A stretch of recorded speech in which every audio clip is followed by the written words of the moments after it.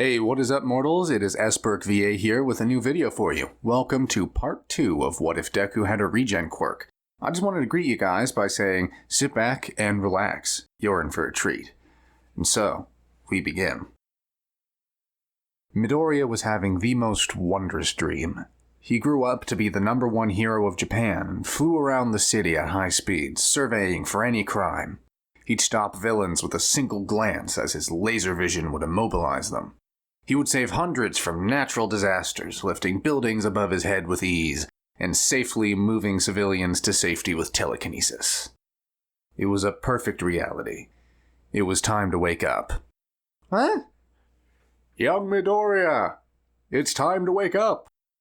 All Might? What is that? How are you? A strange yellow vestige of All Might materialized into the sky in front of Midoriya, halting his flight. The vestige was like a yellow flame, vaguely taking All Might's form as his voice projected from the figure. I'm sure you're having a wonderful rest, but it's time for you to come back. I don't want to come back. Here, I'm useful, I'm able to help people. Midoriya was desperate, feeling his heartache as he realizes that he couldn't stay in this fantasy forever. The dream world started to melt away as the colors faded into a monotonous gray. Midoriya could feel himself slipping back into consciousness, and suddenly, he was falling. He could no longer fly, and he couldn't use his telekinesis to save himself. He shot out beams of laser vision in desperation, but he kept on falling, until his body was consumed by a bright white light. Midoriya suddenly gasped awake as he jolted upwards from the hospital bed. The lights were blindingly bright, and the fluorescent humming was drilling into his head. He squinted and took in his surroundings. He saw a practitioner license that hung on the wall across from him. In a raspy voice, he read, Chio Suzenji. Hero name, Recovery Girl. Midoriya cleared his throat and grabbed a glass of water that sat on the bedside table, acutely aware of how dehydrated he was. It felt as though he hadn't talked in days. Midoriya's eyes widened. Wait, where am I? How long has it been? Am I? He looks down and sees a white blanket covering his legs, and he yanks it off. The last time Midoriya had seen his legs, they had been reduced to a bloody pile due to the 0-point robot. And now they were intact. He wiggled his toes, flexed his calves, and felt his skin. It was like nothing even happened. A door opened to his right, and he saw the short old lady that approached him before he blacked out. He could safely assume that she was Recovery Girl. As she stepped in, a much taller figure appeared behind her. All Might? My goodness, young man. You had a lot of people scared to death this past week. A week? Several flowers, cards, and balloons from family members, friends, and names he didn't even recognize littered the area around his bed. What happened? How am I? Alive? Recovery Girl interjected. Well, the answer lies in your quirk. For ethical reasons, many quirks can only be tested to a certain extent before boundaries start to be crossed. In the case of your quirk's records, it was registered as a simple increase in healing factor and pain and sensitivity. The trauma your body faced allowed for me to collect data about your healing process if you'd like to know more. Midoriya nodded, and Recovery Girl handed him and All Might a handful of paperwork and photos. When the medical robots lifted you onto the gurney, the cutoff points below your knees were not bleeding. It appears that your body instantaneously repaired those points to prevent blood loss. Over the past week, you've remained in a coma, as your quirk required extensive energy to regenerate lost limbs. Your quirk appears to be a mutant type that affects all cells in your body, allowing for regeneration at the cellular level. Midoriya skimmed over the graphs and data and instead focused on the photos of his leg's gradual regeneration. It was honestly disgusting, but at the same time, intriguing. He couldn't stop staring at the progress photos. It was a lot to take in. And he had a million questions, but he wanted to address the elephant in the room. Not literally, I know this can get confusing with this universe. Thank you for telling me. This is a lot to process, but, why is All Might here? Normally, Midoriya would be freaking out and excited, but his body and mind felt too groggy for excessive reactions. All Might stepped up next to Midoriya's bed and suddenly got on the floor in a bowing position. Young Midoriya, On behalf of UA, I want to apologize for the trauma you have faced physically and surely mentally from our oversight. The 0-point robots had an emergency cutoff switch, but due to our negligence, we were too late in the activation. We believed that you had outpaced the robot, but when you fell, we didn't act fast enough. As a hero, I am beyond impressed by your bravery and capabilities. As your teacher next semester, I wanted to tell you face to face right when you woke up. It's teacher? Does that mean you... Wait, does that mean I? Midoriya asked slowly, eyes widening at the implications of what the hero was saying. All Might pulled a chair next to the boy's bed and flashed his signature smile. Due to the context of your injury, the UA administration wanted to give you your results before the rest of the applicants. Congratulations, young Midoriya. You made it into UA's hero course. I will be your foundational hero studies teacher. Classes and schedules are still being developed, and you'll receive your formal acceptance paperwork in a couple of weeks. Midoriya burst into quiet tears, and he rubbed the corners of his eyes. He couldn't believe that he was able to do it. The shock of believing he almost died. The relief that his quirk saved his life. The overwhelming happiness of being accepted into UA. The emotions all culminated into a small fit of crying. He wept softly, as All Might gave him an awkward but comforting pats on the back. Eventually the boy calmed down, and he decided to go through the myriad of get-well cards people dropped off for him. Recovery Girl informed Midoriya that she'll call his mother to pick him up for his discharge, and the two heroes exited the room. Do you feel better after talking to him, Toshinori? Recovery Girl asked. All Might deflated into his civilian form as a cloud of smoke surrounded him. There's still so much I want to tell him, but the kid looked so drained I couldn't bring myself to tell him about my secret. Not yet, anyway.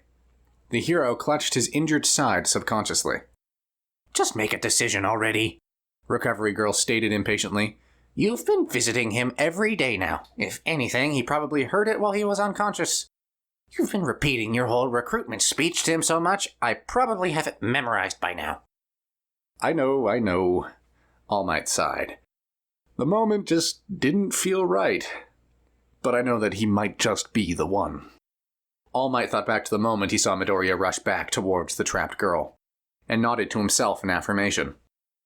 That boy has what it takes to face him.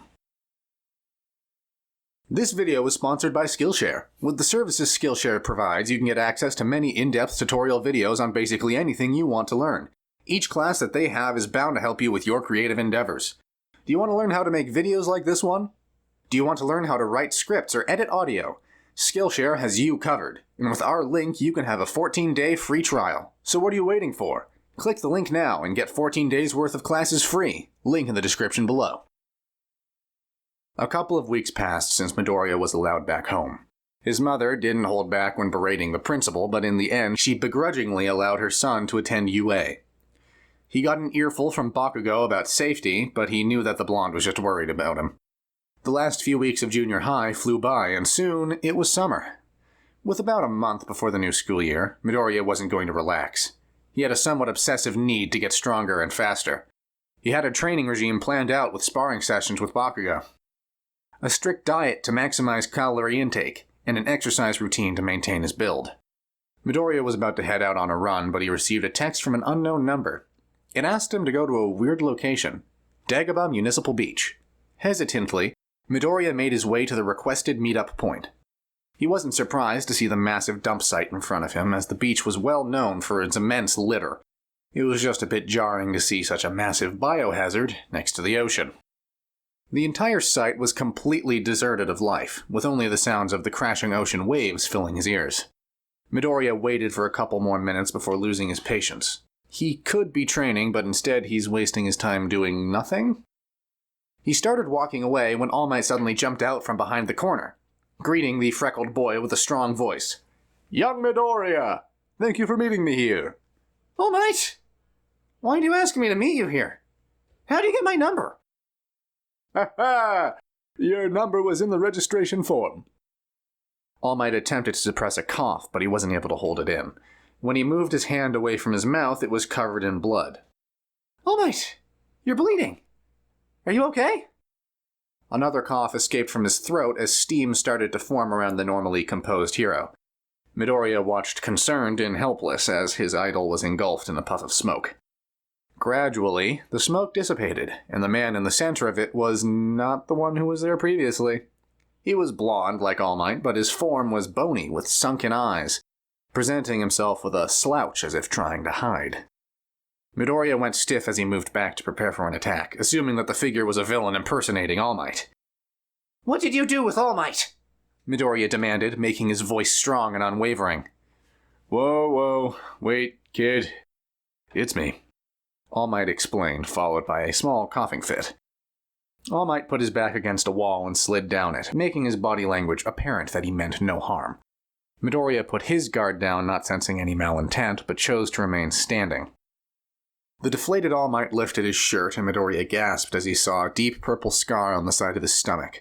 The hero explained everything, the fight that left him critically injured, making sure not to mention All for One, his time limit, and eventually, his quirk. Midoriya was shocked. Everything he had heard went against everything he learned in his biology classes about quirks. It went against the media's depictions of All Might's invincibility. It made Midoriya's head spin. But above all else, he was confused about why All Might was revealing this all to him. Not knowing how else to put it, All Might stood up and decided to give the boy the blunt truth. Izuku Midoriya, I chose you to inherit my quirk and be my successor. My time limit is getting smaller every day, and I believe that it is time for someone to surpass me. Do you accept this responsibility? Midoriya was stunned and speechless. His thoughts were running 1,000 miles an hour. He still couldn't find the words he wanted to say. All he could think about was a bunch of variations of, why me? He suddenly traveled back to the moment he was being attacked by the sludge villain. He remembered how he felt so helpless. With a blink, he traveled back to when he was in a coma, saving people with the powers he wished he had. He then found himself as a spectator during the entrance exam, watching himself run with the girl in his arms. He saved her, but at the expense of his own body. With a deep breath, Midoriya embodied all of his experiences and emotions, his guilt, pride, successes, and failures. He knew what he wanted, and it was right in front of him. He knew what he needed to do. I always dreamt of this happening. Having super strength, speed, reflexes. Now I realize that was a selfish desire. Your story, it's kind of put everything into perspective for me. What's important is helping people.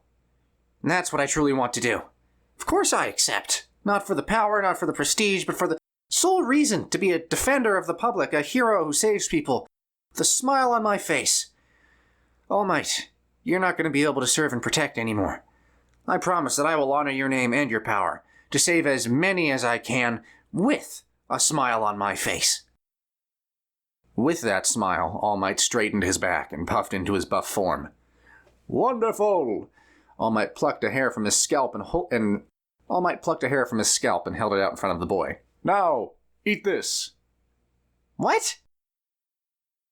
Thank you all for indulging yourselves in all this information thus far. I hope you enjoyed it. Now, there are a few more things that I'd like to go over before the video ends. Firstly, if you're in the mood for some great storytelling, We the Celestials has got you covered. Our We the Celestials, My Hero Academia, Naruto, What If channels retell the story of our namesake anime with a twist. Check it out if you're interested. Secondly, on behalf of We the Celestials, I'd like to thank everyone involved in the production of today's awesome content. Their details can be found in the description below. Lastly, if you're interested in what we do here at We the Celestials, then I'd like to extend to you an invitation to join the team. The only caveat being that we only accept members from 16 years and up to join the crew. You can sign up for whichever category fulfills your interests by joining the recruitment Discord using the link in the description below. We're always looking for members to join us. Well, that's it from us for today's video. So thank you all for watching, and have a great day.